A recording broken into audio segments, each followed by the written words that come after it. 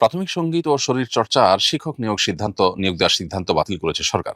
এই ব্যাপারে আপনার প্রতিক্রিয়া কি? আপনি নিজেও তো সঙ্গীত শিক্ষক নিয়োগের প্রজ্ঞাপন জারির বিরোধিতা করেছিলেন। প্রথম কথা হলো যে এটার জন্য সংশ্লিষ্টদেরকে আমরা অবশ্যই ধন্যবাদ জানাই, কারণ এতে গণ আকাঙ্ক্ষার প্রতিফলন ঘটেছে বলে আমরা বিশ্বাস করি। এদেশে দীর্ঘদিন পর্যন্ত সাধারণ মানুষের চিন্তা চেতনা, তাদের আদর্শ পরিপন্থী বিষয়গুলো তাদের উপর চাপিয়ে দেওয়া, খুবই সীমিত সংখ্যক মানুষের চিন্তা এবং দর্শনকে চাপিয়ে দেওয়ার একটা প্রচেষ্টা দীর্ঘদিন থেকে চলে আসছে।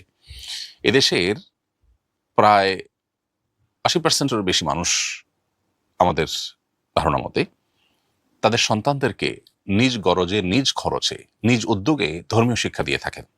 এখান থেকে কিন্তু মানুষের আকাঙ্ক্ষা এবং প্রত্যাশা পরিষ্কার যে মানুষ ধর্মীয় শিক্ষা দিতে চায়। কিন্তু প্রাথমিকে ধর্মীয় শিক্ষক নিয়োগ দেয়নি সরকার, কোনো সরকারই দেয়নি।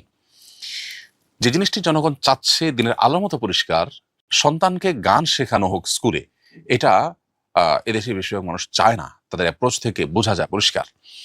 তারপরও আপনি সেটা চাপিয়ে দিচ্ছেন, অথচ অন্যান্য সাধারণ সাবজেক্টগুলো পড়ানোর জন্য পর্যাপ্ত শিক্ষকের ঘাটতি আছে দেশে, এবং যার ফলশ্রুতিতে এখনো পর্যন্ত প্রাথমিকে আপনার প্রচুর পরিমাণ শিক্ষক নেওয়া দরকার।